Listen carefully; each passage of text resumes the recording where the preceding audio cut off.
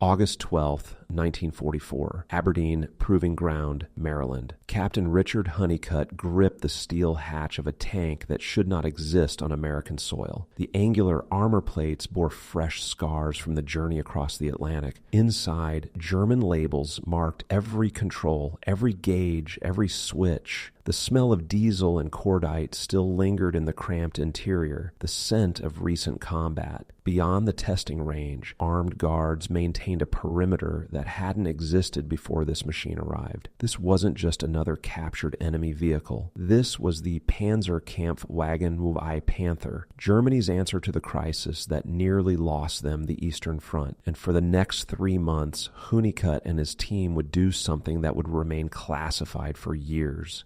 They would tear apart every secret of the tank the Germans called invincible. What they discovered would shock American commanders, rewrite tank doctrine, and explain why American tank crews were dying at rates that had become unsustainable. This single captured Panther would expose flaws in American armor design, so fundamental that the entire Sherman tank program would be called into question. But the story of how this tank came to be tested in secret and what those tests revealed began not in Maryland, but in the frozen hell of the Eastern Front, where Germany faced a crisis that threatened to end their war machine before it truly began. July the 5th, 1943, Kursk Salient, Soviet Union. The Panther tank's combat debut was supposed to announce Germany's return to armored dominance. Instead, it revealed a weapon that was simultaneously brilliant and fatally flawed. 200 brand new Panthers of the 51st and 52nd Panzer battalions rolled toward the Soviet lines in what would become the largest tank battle in history. Within hours, the reality of rushed production became horrifically clear. Panthers broke down before reaching the front lines. Engines caught fire spontaneously. Transmissions seized. Final drive units shattered. Of the 200 Panthers committed to the offensive, only 43 were operational by the end of the first day, not from enemy action, from mechanical failures. The Panthers that did reach combat proved the design's potential. The 75mm KWK-42 L-70 gun could destroy Soviet tanks at ranges exceeding 2,000 meters. The sloped frontal armor, 120mm at 55 degrees, was virtually impenetrable to most Soviet anti-tank weapons. When they worked, Panthers dominated the battlefield with a level of technical superiority that terrified Soviet tank crews. But reliability was catastrophic. Panthers averaged less than 150 kilometers between mechanical failures. The Maybach HL-230 engine rushed into production before testing was complete, overheated constantly. The transmission, adapted from a design meant for much lighter tanks, couldn't handle the Panther's 45-ton weight. The final drive units failed with such regularity that field workshops couldn't keep up with repairs. Soviet forces captured several Panthers disabled by mechanical failures. These early captures provided the first detailed intelligence on the new German tank, but none made it back to the West intact enough for comprehensive testing. The Germans worked frantically to fix the Panther's problems. Better engine cooling systems, reinforced transmissions, redesigned final drives. By early 1944, reliability had improved dramatically. The Panther AUSF A and later AUSF G variants were formidable weapons. Still not perfect, but deadly when they worked. American and British intelligence officers read reports of the Panther with growing concern. Technical specifications suggested it was superior to the M4 Sherman in virtually every measurable category. But without a physical example to test, Allied commanders couldn't know exactly what their tank crews would face. That changed in the summer of 1944. June 20th, 1944, near Villers-Bocage, Normandy, France. British forces advancing through the Norman hedgerows encountered a disabled Panther IS. The tank had thrown a track, a common mechanical failure, and been abandoned by its crew when they couldn't repair it before Allied forces arrived. Unlike most captured German vehicles, this Panther was remarkably intact. The running gear was damaged but repairable. The turret and gun were fully functional. The engine, though dead from lack of fuel, appeared serviceable. Most importantly, the armor showed minimal battle damage. British intelligence officers recognized the prize immediately. This was the first Panther captured in such good condition. After quick field examination by British engineers engineers, a decision was made at the highest levels. This tank needed to go to America for testing at the Aberdeen Proving Ground, where it could be subjected to the most comprehensive evaluation possible. The logistics of moving a 45-ton tank across the Atlantic in the middle of an invasion were staggering, but the potential intelligence value justified any effort. The Panther was loaded onto a Liberty ship in early July and departed for the United States under escort, its existence classified at the highest levels.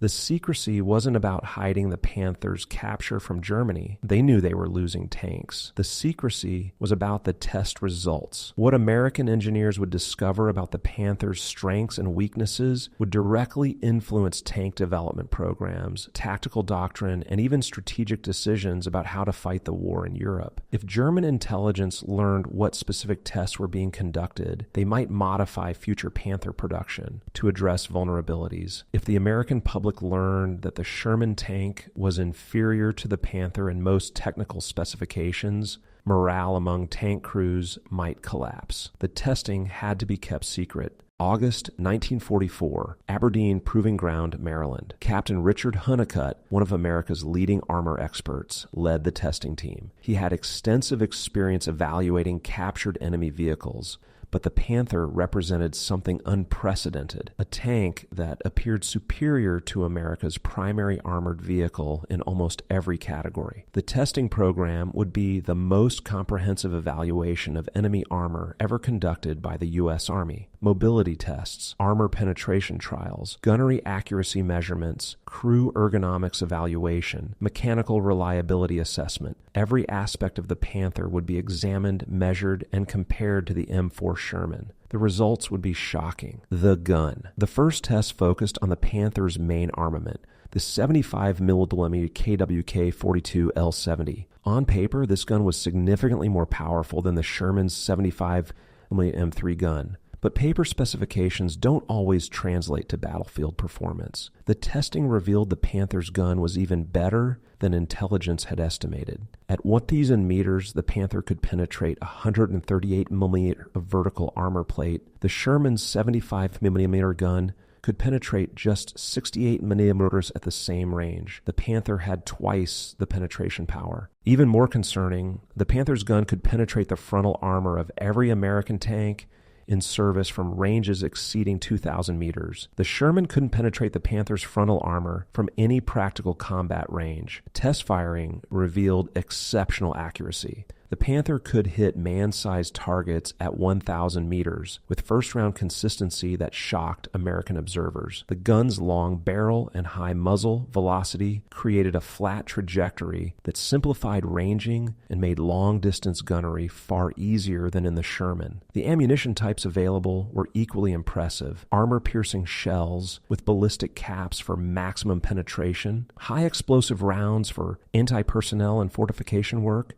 even tungsten cord projectiles for extreme penetration, though these were in short supply due to Germany's lack of raw materials. American test crews quickly realized that in a direct gunnery duel, the Panther held overwhelming advantage. The armor. If the gun tests were concerning, the armor tests were devastating to American confidence. The Panther's frontal armor scheme was brilliantly conceived. The glacis plate, the front hull armor, was 80mm thick but sloped at 55 degrees. This angle effectively doubled the armor's thickness against frontal shots, making it equivalent to roughly 140mm of vertical armor. Test firing American 75mm guns against captured Panther hull sections confirmed what battlefield reports had suggested. The Sherman's standard gun could not penetrate the Panther's frontal armor from any combat range. Shells simply bounced off or shattered against the sloped plates. Even the newer 76mm M1 gun, just entering service on late production Shermans, could barely penetrate the Panther's glacis plate at point-blank range, and only then with perfect hit angle and ammunition.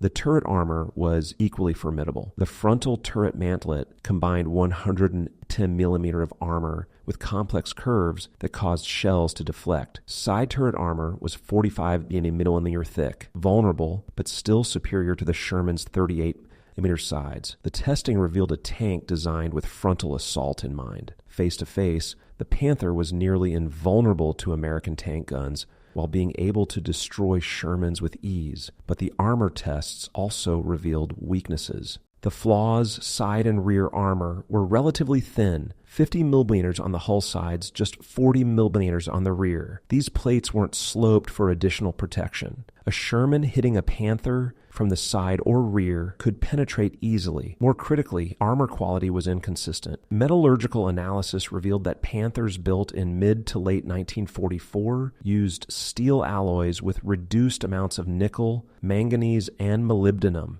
materials Germany was running short of. The result was armor that looked thick on paper but was actually more brittle than earlier production runs. Test firing at captured armor plates revealed catastrophic cracking. High-velocity impacts, even those that didn't penetrate, created spiderweb fractures through the armor that significantly weakened the structure. Multiple hits in the same area could cause the armor to literally shatter into fragments. American metallurgists studying the armor composition concluded that Germany was cutting corners in production, sacrificing armor quality for production quantity. A Panther's frontal armor might stop the first hit and the second, but by the third or fourth impact, the plate could fail catastrophically. This was crucial intelligence. It meant that concentrated fire from multiple Shermans could overwhelm even the Panther's thick frontal armor through cumulative damage. Mobility and mechanical reliability. The mobility test produced results that surprised the American testing team. Despite weighing 45 tons, nearly 15 tons more than a Sherman,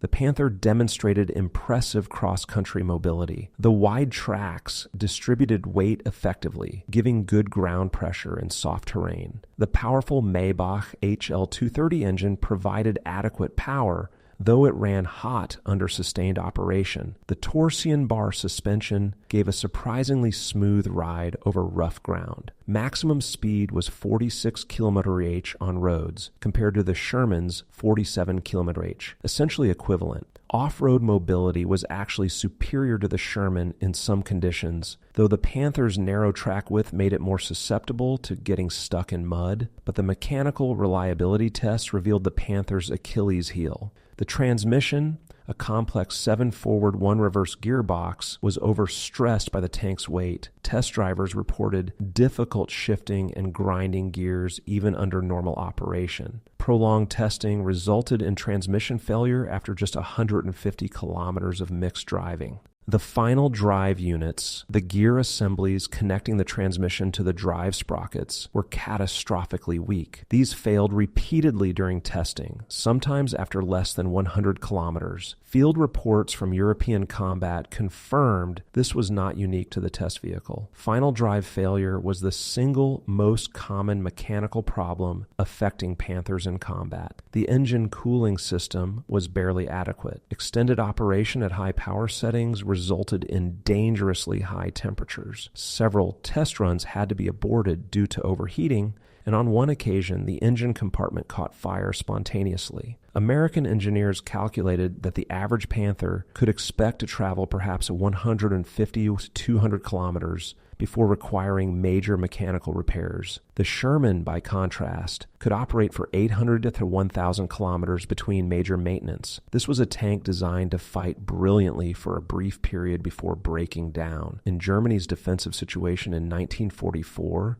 falling back to prepared positions, short movements between battles, this might be acceptable. For American forces conducting offensive operations requiring long-distance movements, such unreliability would be crippling. Crew ergonomics. Testing revealed that German engineers had prioritized technical performance over crew comfort and combat effectiveness in certain critical areas. The turret was cramped. The commander, gunner, and loader worked in a space that felt claustrophobic compared to the Sherman's relatively spacious turret. This affected combat efficiency. Loaders had limited space to maneuver ammunition, slowing the rate of fire. Visibility was poor. The commander's cupola provided inadequate viewing angles. Vision blocks were small and poorly positioned. American test crews reported feeling blind compared to the Sherman's superior vision systems. In combat, Seeing the enemy first often matters more than having the best gun. The ergonomics of the fighting compartment were awkward. Controls were positioned for function, not ease of use. The driver had particularly poor visibility through his forward periscope, which was small and easily obscured by dirt. Ammunition stowage was dangerous. Shells were stored vertically along both sides of the hull and in the turret bustle. Any penetrating hit had a high probability of striking ammunition and causing catastrophic detonation. Unlike later Sherman variants with wet ammunition stowage, the Panther had no protection for stored shells beyond the external armor. Most critically, crew escape was difficult. The hull hatches were small and awkwardly positioned. In testing simulations of emergency evacuation, American crews took significantly longer to exit a burning Panther than a burning Sherman. In combat, those extra seconds could mean death. The tactical assessment. After 3 months of intensive testing, Captain Honeycutt compiled a comprehensive tactical assessment that would influence American armor doctrine for the remainder of the war. The Panther was superior to the Sherman in direct combat. This was undeniable. Better gun, better armor, comparable mobility. In a one-on-one engagement at range, the Panther would almost always win. But the testing revealed that superior in direct combat didn't mean unbeatable. Flanking attacks were devastating. A single Sherman hitting a Panther from the side could destroy it with one shot. The Panther's slow turret traverse took nearly 30 seconds to rotate 360 degrees manually, made it vulnerable to fast-moving opponents attacking from multiple directions. Multiple Shermans working together could overwhelm a Panther through concentrated fire, exploiting the armor quality issues to cause cumulative damage. 4 or 5 Sherman hits on the same section of frontal armor could cause catastrophic failure even if individual shells didn't penetrate. The mechanical unreliability meant Panthers could be attrited through sustained operations. American forces with superior logistics could keep Shermans running indefinitely. German forces couldn't maintain Panthers under combat conditions without extensive repair facilities and parts supply. Most importantly, the testing confirmed that American numerical superiority could overcome German technical superiority. The United States was producing Sherman tanks at a rate of over 2,000 per month. Germany was producing Panthers at approximately 300 per month. America could afford to lose multiple Shermans destroying one Panther. Germany couldn't afford to lose Panthers at any rate. The doctrine changes. The test results led to immediate changes in American tank doctrine and tactics. 1. Never fight fair. Tank commanders were instructed to avoid frontal engagements with Panthers whenever possible. Use speed and maneuverability to attack from the sides or rear. If forced into frontal combat, concentrate fire from multiple tanks on single targets. 2. Team tactics. Individual tank actions were discouraged. Shermans should always operate in groups of 3 to 5 using coordinated fire and maneuver to overwhelm technically superior opponents. 3. Combined arms. Infantry, artillery, and air support should be used to suppress and disable Panthers before tank versus tank combat. A Panther disabled by artillery or immobilized by infantry anti-tank weapons became a target, not a threat. 4. Exploit mechanical failures. German tanks broke down regularly. American forces should pursue aggressively, forcing German units to abandon disabled vehicles before they could be recovered and repaired. 5. Fire concentration when engaging Panthers frontally, sometimes unavoidable. Multiple Shermans should fire at the exact same point on the armor. Cumulative damage would eventually cause armor failure. These tactical doctrines were distributed throughout American armored forces in Europe by late 1944. Tank crews who had faced Panthers with fear and uncertainty now had concrete information about the enemy tank's capabilities and, more importantly, its vulnerabilities. The Firefly solution. The testing data was shared with British forces who were facing the same problem with their Sherman variants. The British response was the Firefly, a Sherman rearmed with a powerful 17-pounder anti-tank gun. The 17-pounder could penetrate Panther frontal armor at combat ranges. British doctrine placed one Firefly in each platoon of 4 Shermans. The Firefly would engage Panthers while standard Shermans suppressed German infantry and engaged lighter targets. This solution, acknowledging technical inferiority but compensating through tactical doctrine and specialized variants, became the Allied approach to fighting German heavy armor for the rest of the war. The 76mm Sherman American response included accelerating production of Sherman variants armed with the 76mm M1 gun. While still inferior to the Panther's gun, the 76mm could penetrate Panther's side armor reliably and had a chance of penetrating frontal armor at close range with proper ammunition. The testing data directly influenced ammunition development. American engineers worked on improved armor-piercing rounds specifically designed to defeat the Panther's armor. The development of HVAP, high-velocity armor-piercing ammunition with tungsten cores, gave 76mm Shermans a fighting chance against Panthers even from the front, though these rounds remained in short supply throughout the war. The Pershing. Perhaps the most significant long-term impact was the acceleration of the M26 Pershing heavy tank program. The Pershing, armed with a 90mm gun and carrying heavier armor than the Sherman, was specifically designed to match German heavy tanks on equal terms. The Panther testing data showed American designers exactly what capabilities were needed. The Pershing's 90mm gun could penetrate Panther frontal armor at combat ranges. Its armor, while not as thick as the Panther's frontal plate, was sufficient to provide crew protection against most German guns. The Pershing entered combat in February 1945, late in the war, but its design was directly influenced by the intelligence gained from testing the captured Panther. Post-war American tank development continued this trend, with the Pershing evolving into the M46, M47, and ultimately the M48 Patton series, all designed with lessons learned from the Panther tests. The human cost. The intelligence gained from the captured Panther undoubtedly saved American lives. Tank crews going into battle with knowledge of how to fight Panthers effectively had better survival odds than those who faced them blind. But the testing also revealed an uncomfortable truth. American tank crews were being sent into combat in vehicles that were technically inferior to their German counterparts. The Sherman was reliable, easy to produce, and adequate against most threats. But against Panthers and Tigers, Sherman crews were at a severe disadvantage. The American solution, numerical superiority and tactical doctrine, worked, but at a cost measured in destroyed tanks and dead crews. Veterans of the European campaigns spoke bitterly about facing Panthers and Shermans, knowing that the first tank to spot and fire usually won, and the Panther's superior gun range gave German crews that advantage. The ratio was brutal but effective. It took approximately 4 to 5 Shermans to reliably destroy one Panther, with expected losses of 1 to 2 Shermans in the process. American industry could sustain those losses. American families paid the price.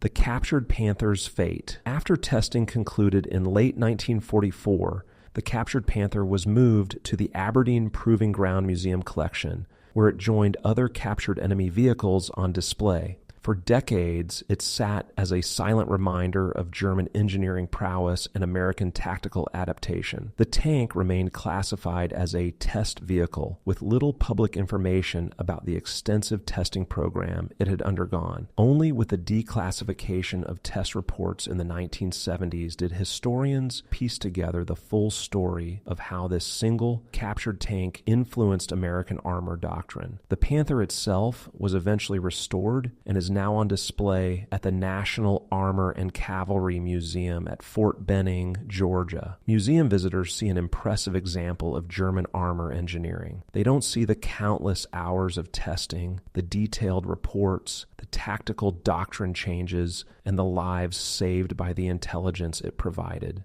The German perspective. German intelligence knew the Allies had captured Panthers. This was inevitable in the fluid combat of 1944-45. What they didn't know was the extent and sophistication of Allied testing programs. German tank crews continued operating Panthers according to their own tactical doctrine, used superior gun range and frontal armor, to engage from distance, avoid close combat where numerical Allied superiority could overwhelm individual tanks, conserve mechanical reliability through careful operational planning. But as the war progressed, German commanders noticed changes in Allied tank tactics. American Shermans stopped trying to fight Panthers frontally. British forces deployed Fireflies specifically to counter German heavy armor. Allied combined arms tactics increasingly used artillery and air support to suppress German armor before ground forces closed. These changes were all influenced by the intelligence gained from captured Panthers like the one tested at Aberdeen. The Germans were fighting an enemy who understood their weapons' capabilities and limitations better than they realized.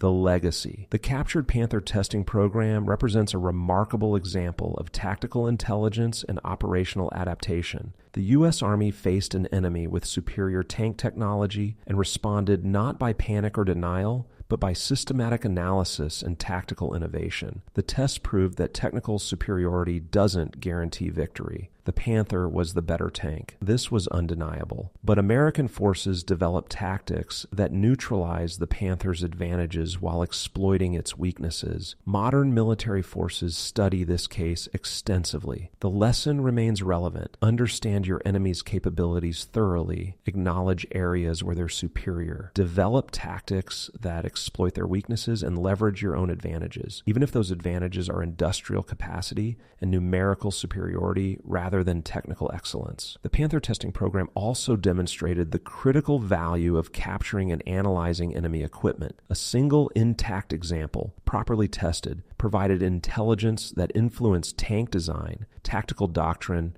ammunition development, and training programs. The value of that intelligence, measured in lives saved and battles won, was incalculable. The numbers by war's end, the scorecard was clear. Germany produced approximately 6,000 Panther tanks between 1943 and 1945. The United States produced over 49,000 Sherman tanks during the same period. Panthers achieved impressive kill ratios in individual engagements, sometimes as high as 10.1 when used defensively with proper support. But strategic outcomes aren't determined by kill ratios. They're determined by who can sustain losses and continue fighting. American forces could lose 5 Shermans for every Panther destroyed and still win through sheer numerical advantage. German forces couldn't afford to lose Panthers at any ratio. Each one destroyed was irreplaceable. The captured Panther, tested at Aberdeen, helped American commanders understand this calculus and accept the losses necessary to achieve victory. Tank crews paid the price in blood, but they paid it with knowledge of how to fight effectively, rather than in ignorant sacrifice.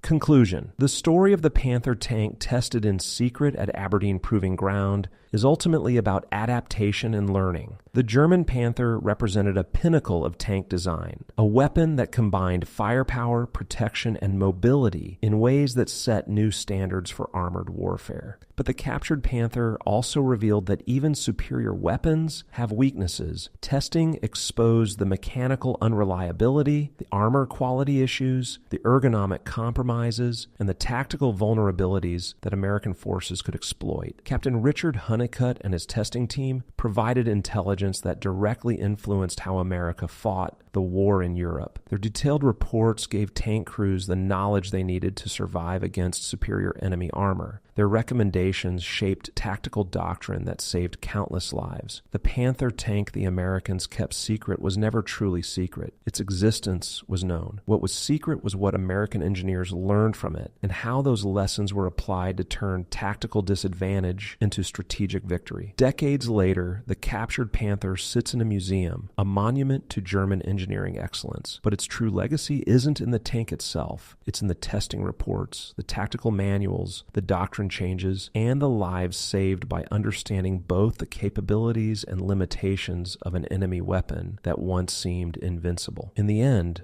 the Panther testing program proved what military historians have known throughout history. The side that learns fastest, adapts quickest, and applies knowledge most effectively usually wins, regardless of who has the best weapons on paper. This documentary script is based on historical records of captured German Panther tank testing conducted by U.S. Army Ordnance at Aberdeen Proving Ground in 1944-1945.